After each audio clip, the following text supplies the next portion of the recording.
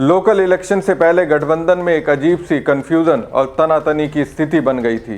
Deputy CM Eknath Shinde के नेतृत्व वाली शिवसेना के साथ विधायकों को तोड़ने के आरोप लग रहे थे।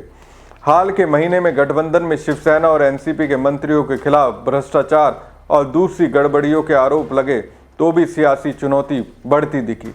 हालांकि फडणवीस ने सब सेट कर दिया। यही वजह है कि महाराष्ट्र बीजेपी अध्यक्ष रविंद्र चव्हाण ने जीत का श्रेय फडणवीस के राजनीतिक रोड मैप और विजन को दिया है।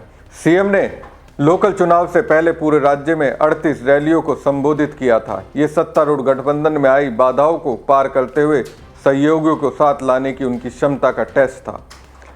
अब इस जीत के बाद सीएम देवेंद्र फडणवीस ने कहा कि नगर परिषद और नगर पंचायत चुनाव 2025 में भाजपा को मिली जीत महाराष्ट्र की जनता की ओर से प्रधानमंत्री नरेंद्र मोदी के नेतृत्व पर दिखाया गया विश्वास है। फडणवीस ने कहा कि बीजेपी ने एक बार फिर महाराष्ट्र में खुद को नंबर 1 पार्टी के रूप में स्थापित किया है। इसको लेकर एक तस्वीर भी भाजपा के नेता खूब शेयर कर रहे हैं। वह है महाराष्ट्र में फिर भाजपा नंबर 1। सीएम फडणवीस ने बताया कि नगर सेवकों की सीटों पर गौर करें तो 2017 में बीजेपी ने 1602 सीटें जीती थी, जो अब बढ़कर 3325 हो गई हैं। यानी बीजेपी ने दुगनी से भी ज्यादा सीटें जीती हैं। महायुति के तौर पर 4331 सीटें जीती हैं और कुल सीटें 6952 हैं। अब ये तो साफ है कि बहुत जल्द होने वाले बीएमसी चुनाव पर इसका असर दिखने वाला है।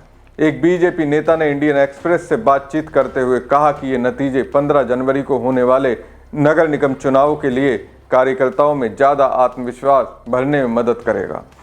ऐसी ही हवा भई तो उद्धव ठाकरे का दबदबा मुंबई में भी घट सकता है, जबकि शिवसेना यूबीटी पिछले 3 दशकों का प्रभाव बनाए रखना चाहती है।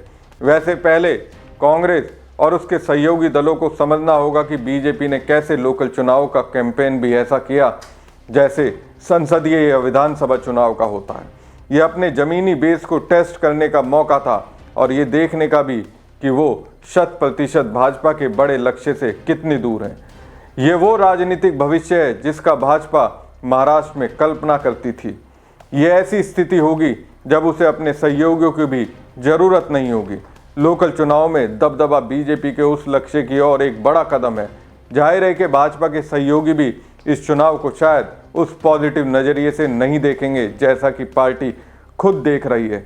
अजीत पवार और एकनाथ शिंदे भी ज़्यादा कुछ कर नहीं सकते। वो बीजेपी को बड़े लक्ष्य की ओर बढ़ता देख रहे हैं।